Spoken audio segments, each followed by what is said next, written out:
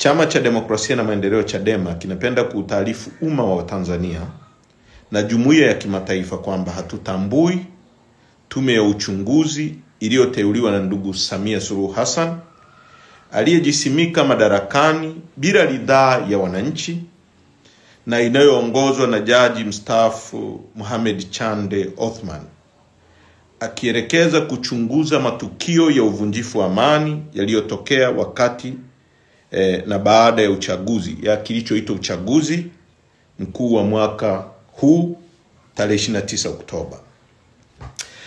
Kwanza na la msingi zaidi ni msimamo wetu unaotokana na ukweli kwamba mteuzi wa tume hiyo hana uhalali wa kisiasa, kisheria na kimaadili.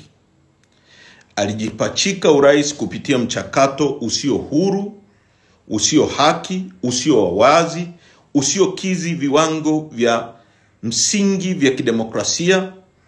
Tume ya aina hii ni chombo cha rais kinachofanya kazi kwa matakwa na maelekezo yake.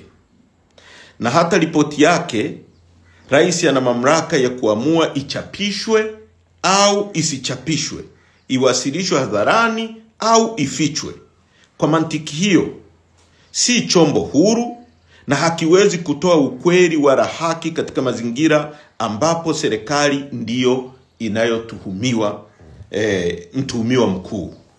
Chadema inasisitiza kwamba iundwe tume huru ya kimataifa yenye uwezo, weledi, mamlaka na uaminifu wa kuchunguza kwa uhuru, umakini, mauaji na makosa dhidi ya binadamu na ukiukwaji mkubwa wa haki za msingi za raia uliofanywa chini ya utawala wa Samia Suluhu Hassan.